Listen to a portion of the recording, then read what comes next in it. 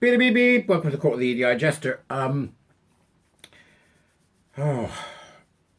of May from the Daily Fail. This is serious. 11th of May from the Daily Fail. Exposed the black market dealers selling puberty blocker drugs to British teenagers who are cheating ban. Teenagers convinced that they are the wrong gender. This is where it's coming from, the schools, isn't it? The schools and trans and parents are breaking an NHS ban on puberty blocker drugs by buying them online from foreign dealers. Social media sites including Reddit, X and Facebook have been flooded with links to websites where the teens can buy the dangerous drugs without any age checks or prescriptions. This week, an undercover Mail on Sunday reporter posing as a young teenage girl was able to buy large quantities of puberty blockers shipped to Britain from Turkey, Hong Kong and Russia.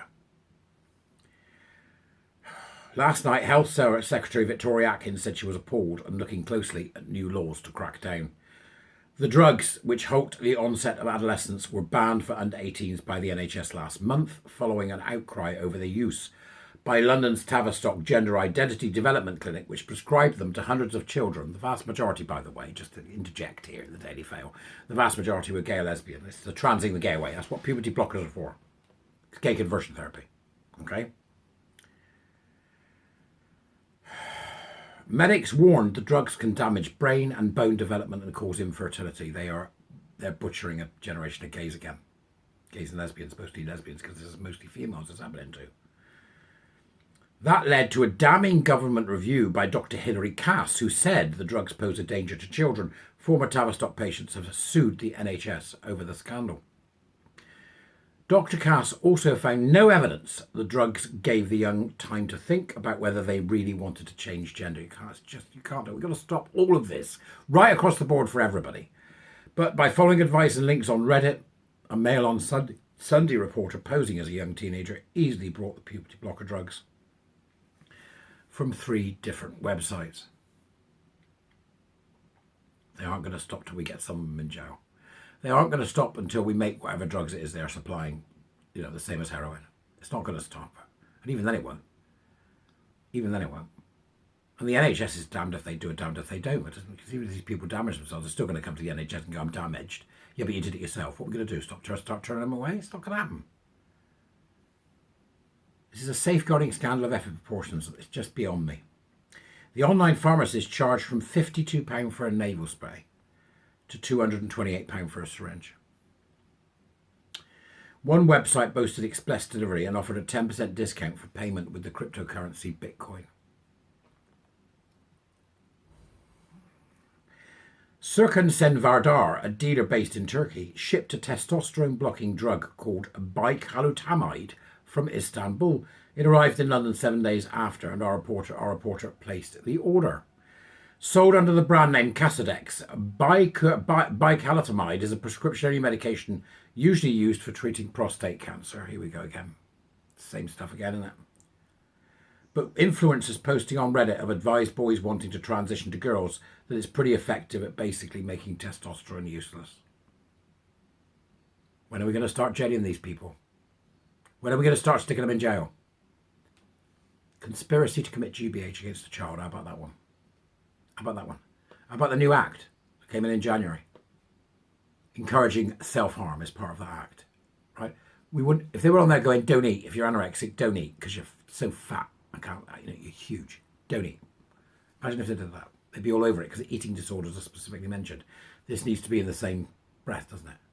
Encouraging a person to be trans is an act of encouraging someone to self-harm. We need that absolutely hammered home by the police as they begin to deal with these people and arrest them and lock a few of them up. That's what we need, I'm afraid. Last week, the MOS tracked Mail on Sunday tracked Savandar to the holiday resort of Marmaris in Turkey, where he initially told our undercover reporter she could buy more Casodex. When we later confronted him about his business, he denied involvement in the online operation. They know what they're doing. They know what they're doing is harming people. They just don't care. Reacting to our findings last night, Health Secretary Miss Atkins pledged to look at the legislative options to crack down on the black market in puberty blockers. I'm appalled that dangerous drugs like this are being sold to vulnerable children. It's extraordinary to me. It's extraordinary that the NHS has been prescribing this shit for years. Now she's appalled. Come on, Victoria. You can do better than this. We know you started to move. We know you were late to the party. Get this trans non-binary crap out of everywhere. We need to get it out of the schools. That's the most important thing. The single most important thing now is to get it out of the schools. That's what the warrior teachers are working on. Lots of them. Right? Tackling individual schools. We had a big win last week. Gone. All gone. The transgender non-binary lunacy removed from the school. Every part of the curriculum, including maths and history, where they'd hidden it as well. You swine. Oh. Tory MP Paul Bristow said, "This all sounds like every parent's worst nightmare. The people trading and distribution of these products that can cause irreversible damage to young bodies are vile." Former Health Secretary Sajid Javid said, "These powerful drugs were never designed to be available on demand, but this investigation makes clear thousands of children are at risk." And he's right, thousands of children are at risk. And the problem we've got is we're about to enter Pride Month, where this will be a super spreader event for this nonsense. Pride Month, Pride and what they're getting up to, and if they've got family units, if they're saying, come along, bring your family, then the council must have a safeguarding investigation because they have a duty to look after children. They have a duty to look after children.